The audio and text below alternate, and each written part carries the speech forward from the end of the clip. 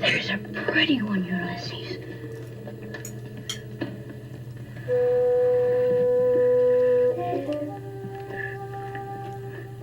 There it is. All right, it's Saturday night. You're probably not going to see this for a day or two, but I was out here doing a vlog and thought, well, let's do a book haul as well. Here's one I just ordered from Blackwell's because I heard a lot of good things about it. It was on some list, Women's Prize perhaps. Black Butterflies by Priscilla Morris. And she is a British writer and she's of Yugoslav and Cornish parentage. Well, what a fascinating combination. Those are two of the most fascinating places on earth. And this is set in Sarajevo in 1992.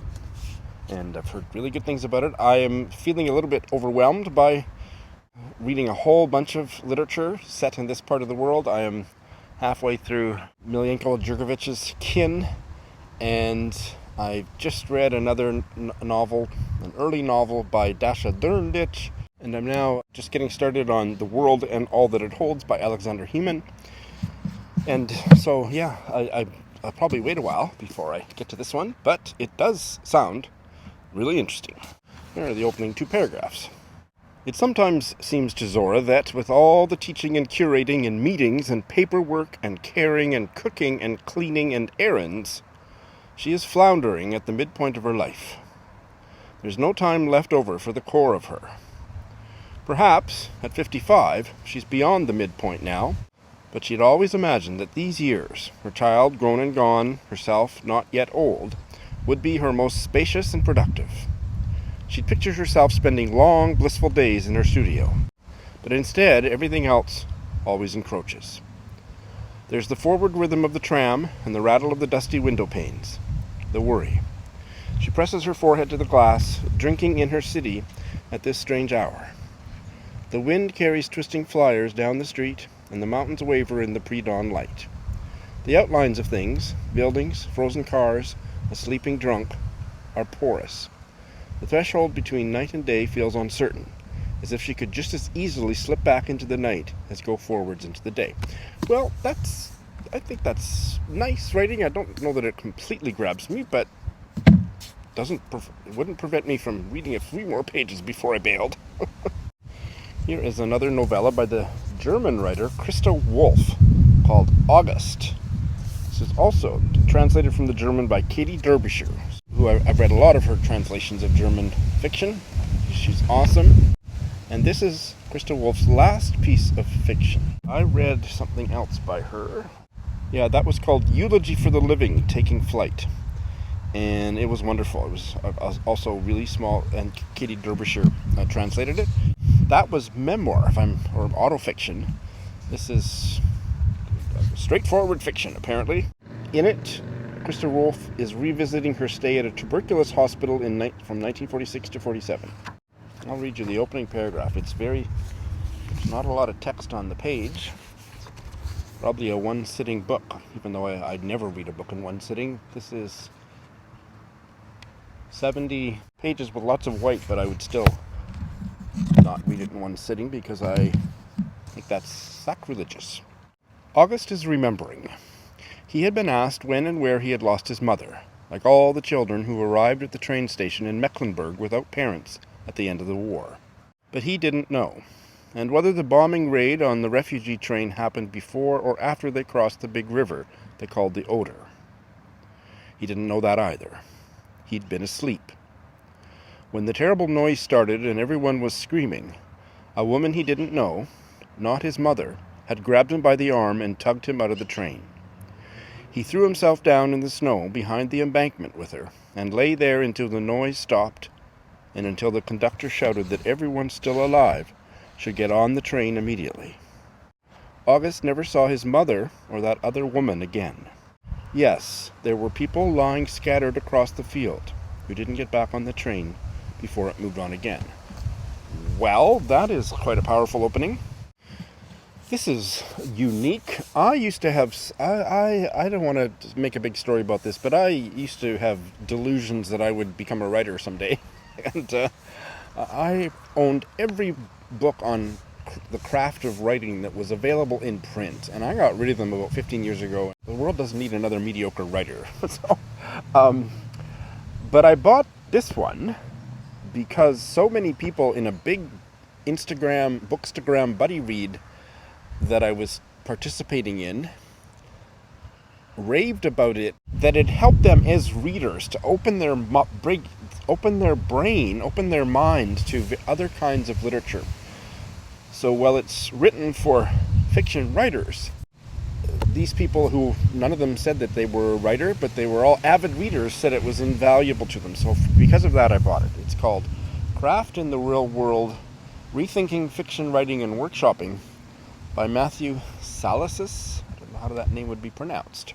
And I was just struck by, because most of these people on Bookstagram that were in this, like there was about 20 or more people. It was a Zimbabwean novel. I don't remember the title or anything now, but buddy read thing was organized by Bernie Lombardi. And so some of them knew each other, but I think a lot of people didn't. And the fact that so many of them got so excited talking about this and referring to stuff in here that helped them understand this Zimbabwean novel, I thought, I need to check this out. It's a pretty post-colonial kind of diversity-inflected writer's manual. Here's the first paragraph, which is that much of a page. The title of the first chapter is Pure Craft is a Lie. Like many creative writing instructors, I teach my students that it can be to their advantage in fiction to use the dialogue tags say and ask, instead of less common tags like commented or queried. This is a strategy I myself was taught.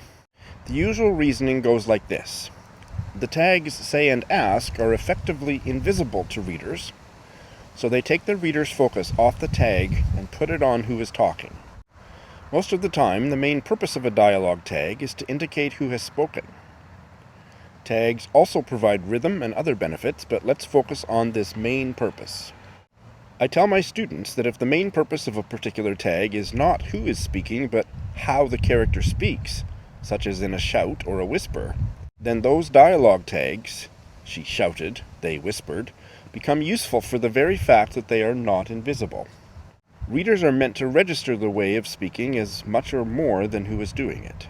When writers use say or ask, it isn't to get readers to register the fact that something is said or asked.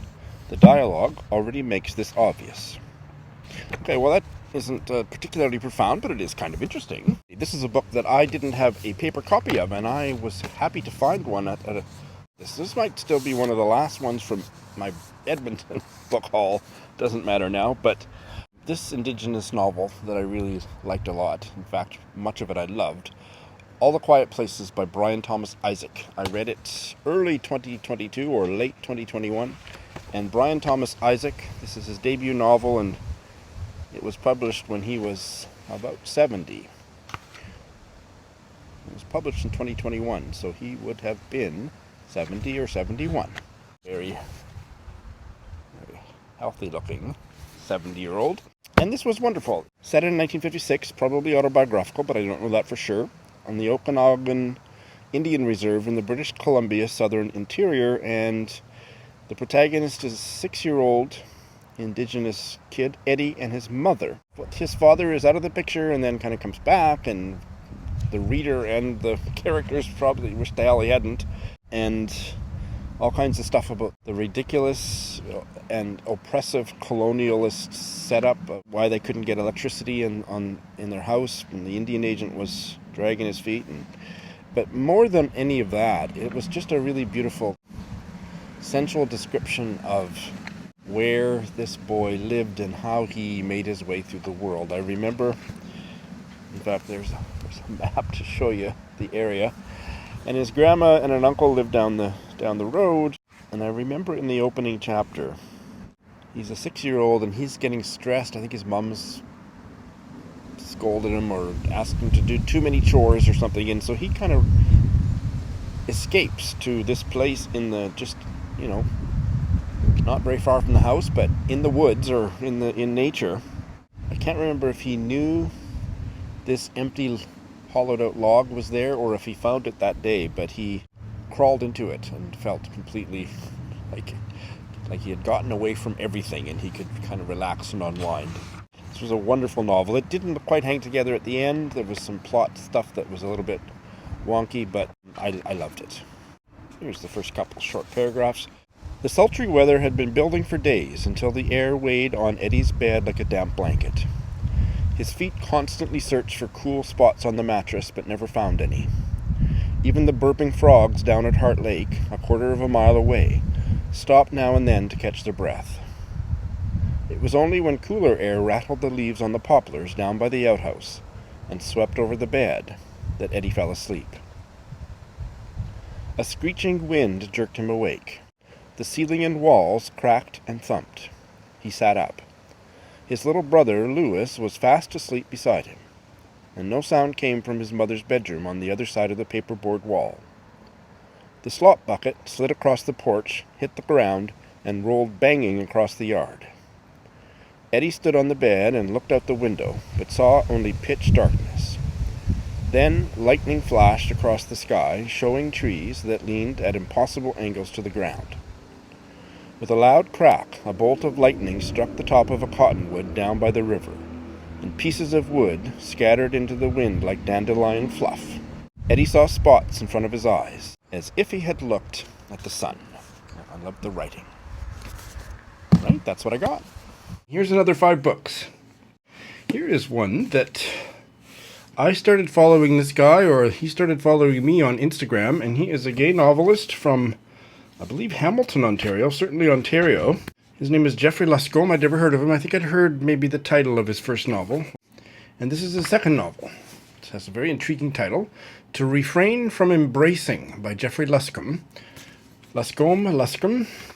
2023 novel. And I first ordered a copy of it from the publisher, not realizing that the publisher was in the States and that it was U.S. funds. And it took me a couple of weeks to get through to them that I wanted to cancel the order because it was way more expensive than I could get it elsewhere.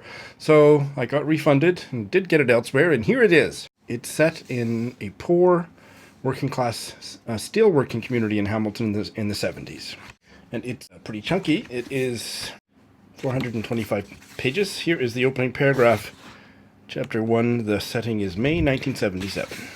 I can't believe they actually have goddamn basket weaving here, Ted said.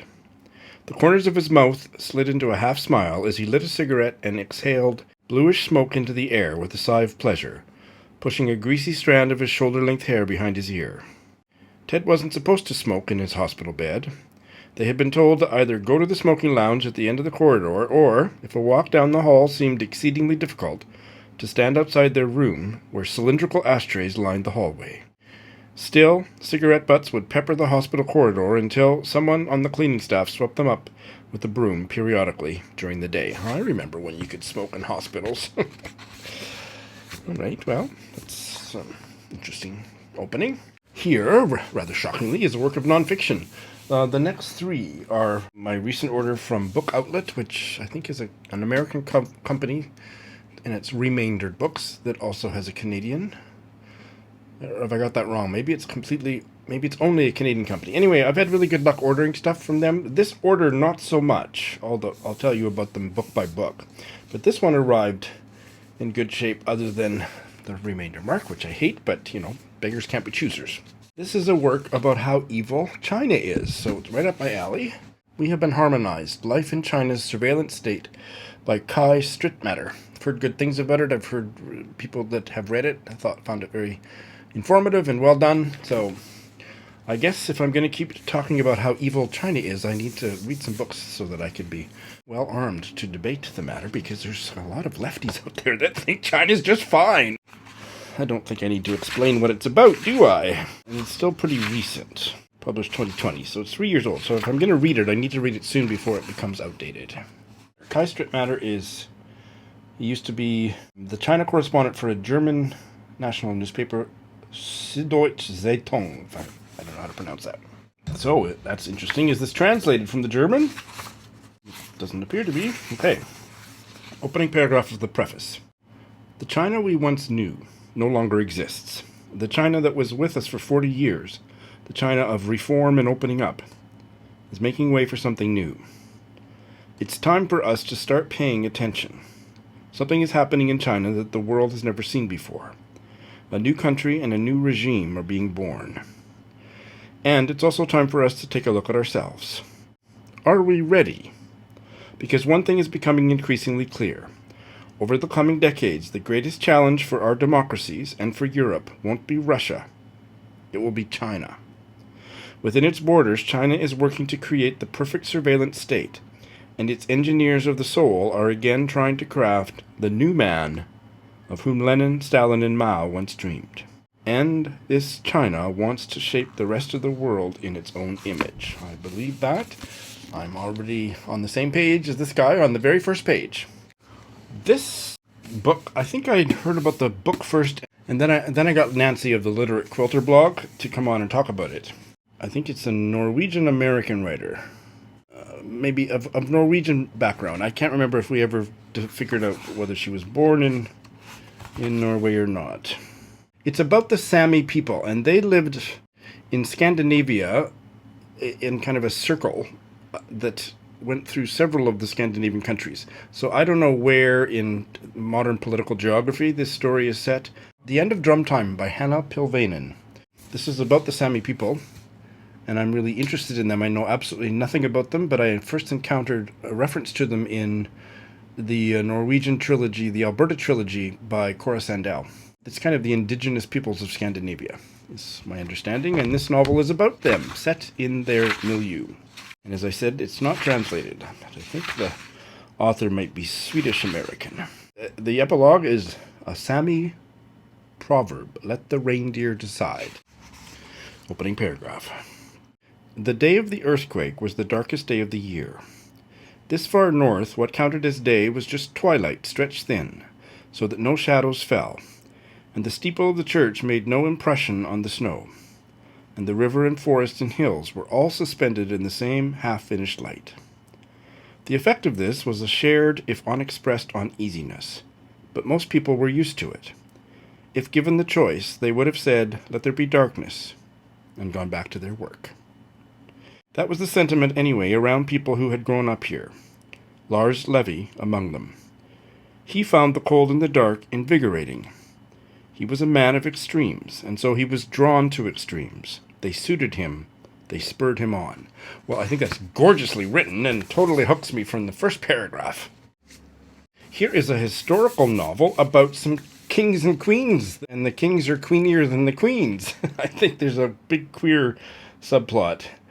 It's a new release this year. This is one of the ones that the copy came damaged. The dust jacket was torn, and I complained loudly and got new copy. I got a copy that has a little remainder dot, but otherwise is in brand new condition. I suppose you want to know the title and author. It's called Empty Theatre, and it has a long subtitle I'll read to you in a minute by Jack Jemc. How the heck do you pronounce that name? Gems. So Jack Jemc. And here's the subtitle. So Empty Theatre, or The Lives of King Ludwig II of Bavaria and Empress Sisi of Austria, Queen of Hungary, cousins, in their pursuit of connection and beauty, despite the expectations placed on them because of the exceptional good fortune of their status as beloved national figures, with speculation into the mysterious nature of their deaths. Well, that's all I'm going to say about what it's about. And I think one or both of them are queer, and just sounds really quite fabulous. I gave my damaged copy to my friend Gwen. For knowing her, she's already read it. I'll ask her if she thinks I would like it. It just sounds totally up my alley. So it's a historical novel. I think these were real people. I'll read the opening little section from the prologue. The prologue is entitled An Omen. 40 years from now, Ludwig II will be murdered. By himself or by the doctor who had declared his mind unsound. Or by an assassin hired by disgruntled statesmen. Or by fear and ambition, his own or that of others. Or by the gentle nudging tide of the Wurmsee. Or by some symphony of these, or by none of them. His body will be found, drowned in the shallow of the reeds, his doctor floating a few feet away, his jacket turned inside out on dry land, missing a bullet hole's worth of fabric. Or not. His cousin, Empress Sisi of Austria, wading across the lake, will think she hears a cry, and pace the shores, wondering if her kindred could possibly be strong enough to swim, all that way. Well, I love that opening. Oh my God. So I have to get to this. All right. Well, by the time that I deleted all the books that I've already started reading since I filmed those old Patreon book hauls, I had room for a couple more. So let's squeeze a couple more in at the end, shall we? Here is a novel that somebody on Twitter, I don't remember who, raved about, and I ordered it from Blackwell's the very same day. Venus as a Boy by Luke Sutherland. Look at that cover. And I don't remember what the Twitter person said about it, but it's described as a potent mix of grit and fancy, violence and desire. I'm not looking forward to reading about the violence, but if everything else is there, I might be able to deal with it. There's a connection to Orkney, which sounds interesting. That's all I care to know about the plot. Luke Sutherland is a writer and musician who grew up on the Orkneys and now lives in London. Had written 2 other novels when this was published, Jelly Roll and Sweet Meat. Venus as a Boy was published, it's not that recent, 2004. I'll just read the first few. They're very short paragraphs, just to get a flavor of the writing. 93 Feet East, Brick Lane, London, March 2002. Backstage, after a show, I was cornered by a very pretty, very wasted guy called Pascal. His half-empty bottle of absinthe and wide, mascara-spattered eyes should have been warning enough, but I was in the mood for sparring. He launched into a rambling explanation of how his friend, Desiree, wanted to see me. Would I go back to Soho and meet him? You've had too much to drink, I said. Desiree is a girl's name. You'll understand when you meet him, he replied. Why me? I asked, not at all keen to tag along. He's read your books. So? He lived in Orkney. You still haven't told me why he wants to see me. He's going to die and wants you to tell his story. Gigs attract all kinds of oddballs. I tried to walk away, but Pascal pushed me back. As I forced a way past, he lashed out at me. We fought. Bouncers broke us up and threw him out. We'll leave ourselves hanging right there. Venus as a Boy. And finally, here is a book that I have wanted to get ever since I had a bite-sized book chat about it, and I'll put the link to that video in the show notes. This is a collection of essays about the human voice. Let Me Clear My Throat by Elena Passarello. Look at that cover. You really don't need to listen to anything more that I say about this on this video. Check out the interview I had. I can't remember the woman's name, but she sold this book so well. So it's about opera singers, but it's about the human voice in every context you can imagine. So there are 3 parts. The first part is called Screaming Memes. Part 2, Tips on Popular Singing. Part 3, The Throne. And so it appears like much of it is about singing, but I think it's not only about singing. And the essays are apparently just incredibly well done. And it's the perfect title and cover for a collection of essays on the human voice. Let's sample the first one. The first essay is called Down in the Holler. Here we have a film still of Brando at his most filmable. Garments rent and wet, hands cradling his temples, and the name of a star on his wide, taut lips.